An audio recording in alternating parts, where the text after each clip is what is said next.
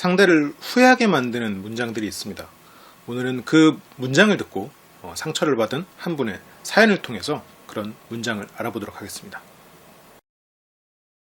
안녕하십니까? 화술강좌 강의를 맡고 있는 LBC 소장 임철웅입니다. 오늘도 바로 상담을 통해서 여러분들에게 말씀드릴게요. 이 상담을 들으시면 후회를 하시는 분도 있고 혹은 자신의 했던 후회가 거치는 분도 있을 겁니다. 저는 20대 초반 한 여성입니다. 제가 대학교를 다니면서 남자애 한 명을 사귀게 되었는데 그 남자랑 2달 정도 연애를 했대요. 2달 동안 항상 붙어 다니면서 웃기도 하고 울기도 하고 부모님도 소개시켜드리고 여행도 가고 사진도 많이 찍고 추억도 많이 만들고 그렇게 사귀었대요.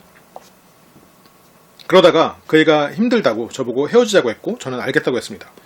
그 이유를 들어보니 제가 이해심이 넓은 여자고 어른스러우면서 스트레스를 풀어줄 것만 같았대요. 근데 정반대라 사귀면서 스트레스를 너무 많이 받았다네요. 그래서 힘들다고 헤어지재요. 여자랑 술을 먹어서 화를 냈고 전 여자친구 물건이 집에 가지런히 놓여있는 반면 제 물건은 먼지투성이가 있는 곳에 놓여져 있었고 회식 자리에 갔을 때도 저한테 연락 한 번 안에 화난 게 전부였는데 이게 너무 애 같대요. 그러다 헤어졌습니다. 저는 하루 종일 울기만 했어요. 2달밖에 안 사귀었는데 뭘 그리 궁상인지라고 할 수 있는데 저는 그 시간들이 너무 소중했고 너무 행복하고 이대로 끝내기 싫었어요. 그래서 술 먹고 구질구질하게 잡았고 그 애가 친구로 지내자는 말에 굳게 마음 먹고 연락 안 하다가 그저께 사고를 쳤습니다. 제 친구한테 그랬다더군요.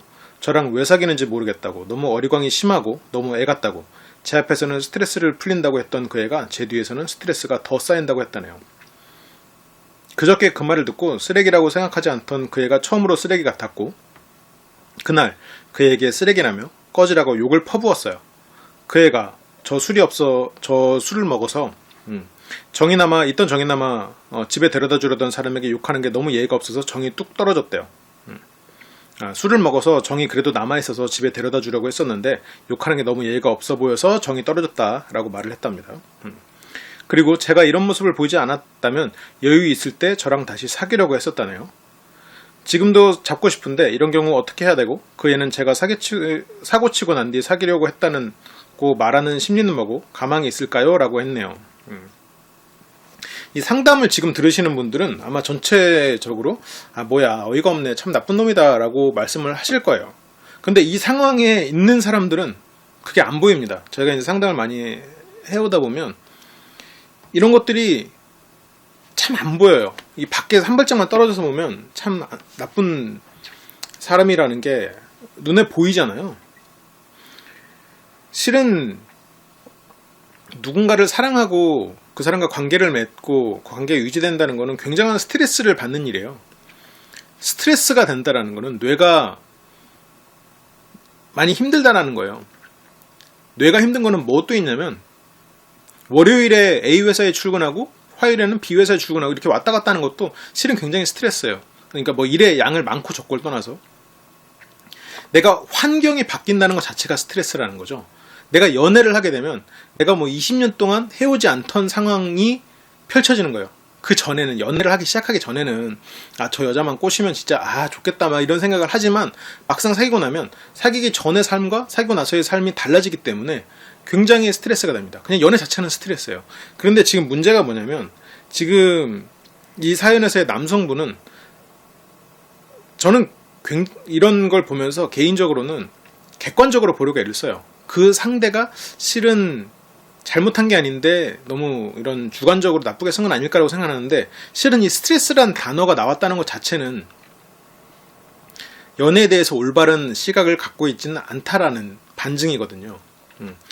이 질문자가 어떻게 보면 더 스트레스를 줬을 수도 있고 나쁜 짓을 했을지도 모르지만 스트레스를 풀기 위해서 상대를 만나고 연애를 한다라는 거는 물론 뭐 20대 초반이니까 어린 분들이긴 합니다만 너무 어린 생각인 거죠.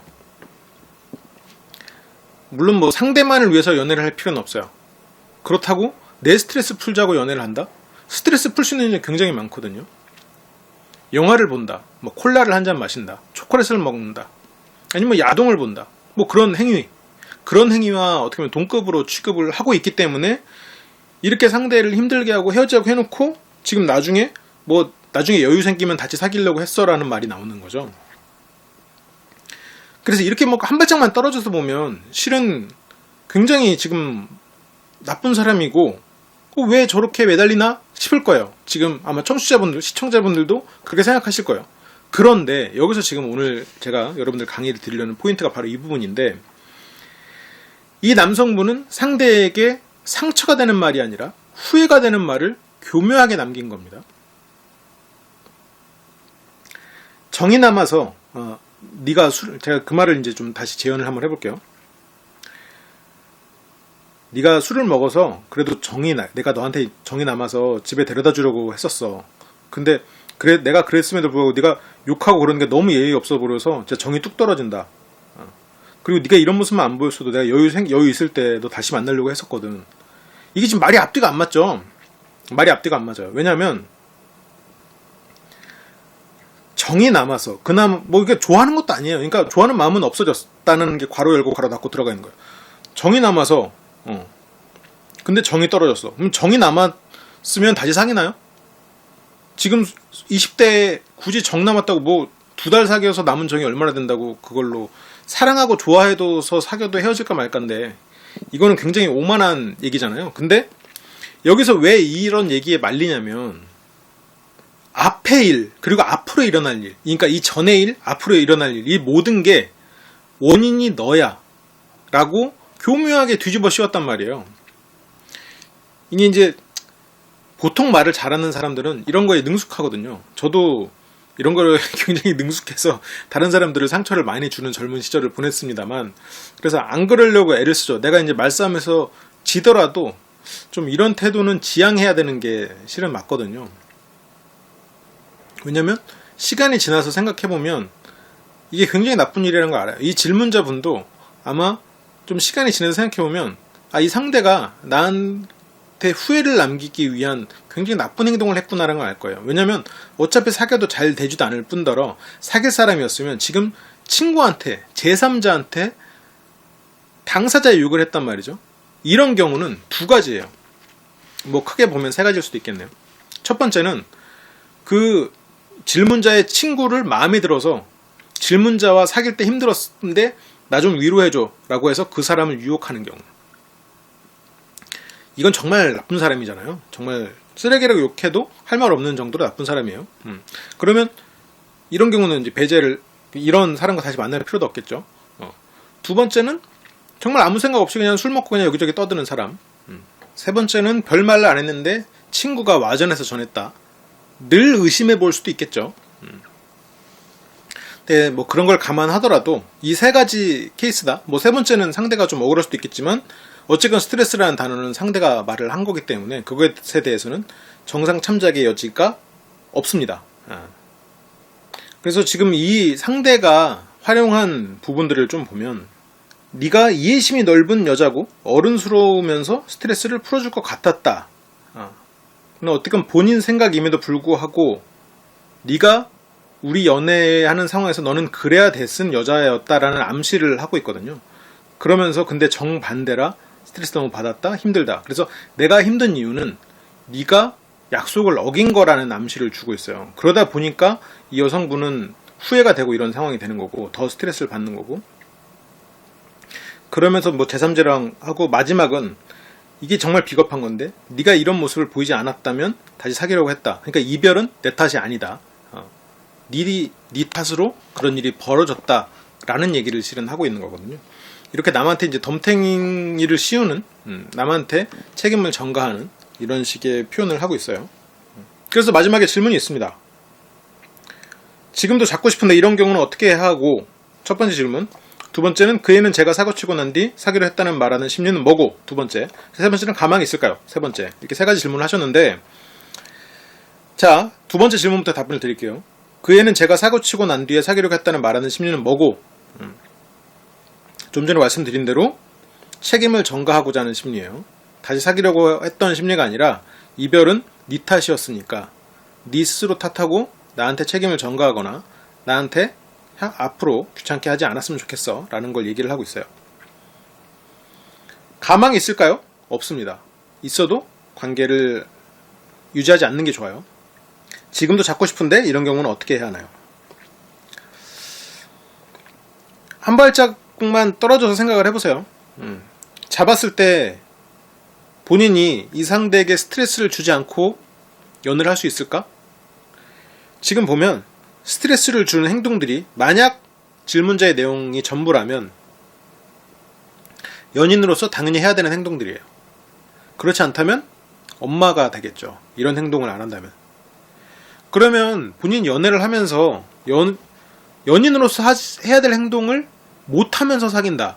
그걸 바라시면 관계를 하셔도 되는데 좋을 때 물론 굉장히 좋았겠죠. 근데 그 좋은 순간들이 상대한테 계속 스트레스였다고 하잖아요. 그러면 이런 상황에서는 관계를 정리하는 게 좋아요.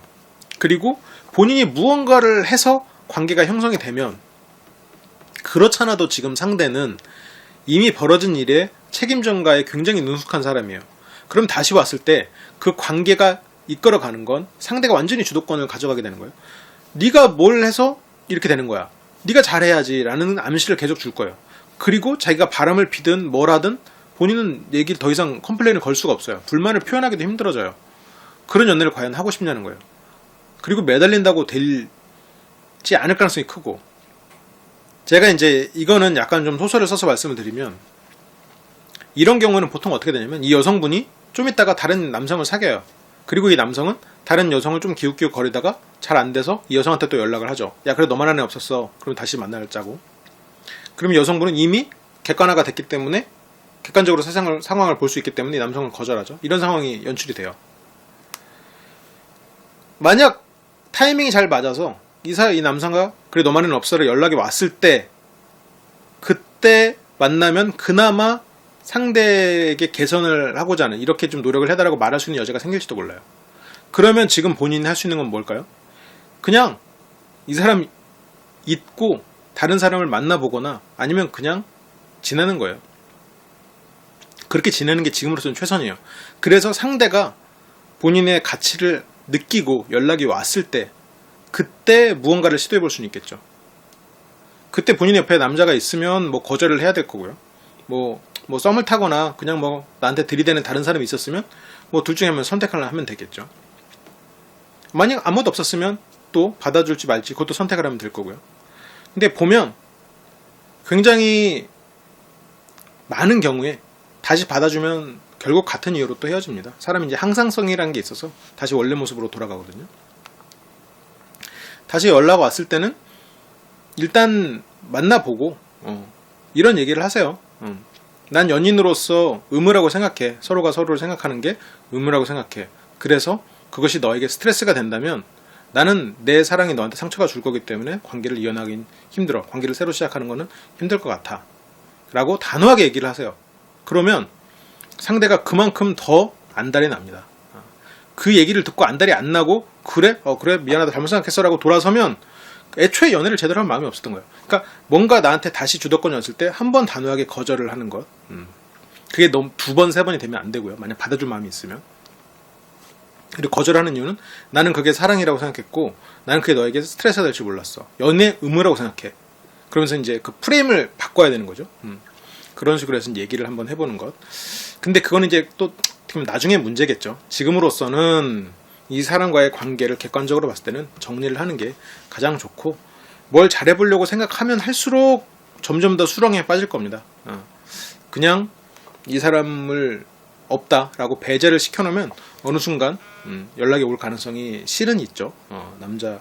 보통 남성들의 성향상 20대 남성들의 성향상 헤어진 사람이 어느 순간 그리워지는 게 분명히 있으니까요. 뭐 한두 달 있다 후회를 하고 또 연락을 하기도 하고요. 지금 그렇습니다. 뭐 연락이 안 오더라도 객관적으로 봤을 때 이런 스트레스라고 말하는 부분이 옳지 않은 부분이었기 때문에 그런 부분을 객관적으로 생각을 하셨으면 좋겠어요. 아마 지금 이 영상을 시청하시는 다른 많은 분들도 이 질문자를 저와 같은 마음으로 응원을 하면서 또 객관적으로 봐라 라고 말씀을 하고 있을 겁니다. 네, 제 조언은 여기까지고요. 저는 또 다음 시간에 화수 상담으로 돌아오도록 하겠습니다. 지금까지 시청해주셔서 감사하고 LBC 방송국 검색하셔서 구독 한번 꼭 눌러주시고 좋아요도 한번 누르시면 감사하겠습니다. 그리고 제가 집필한 책 마음을 훔치는 대화법 이론편과 실전편 2권이에요. 네, 꼭 구매하셔서 봐주시면 제가 많은 도움이 되겠네요. 그럼 저는 또 다음 시간에 돌아오겠습니다. 네, 감사합니다.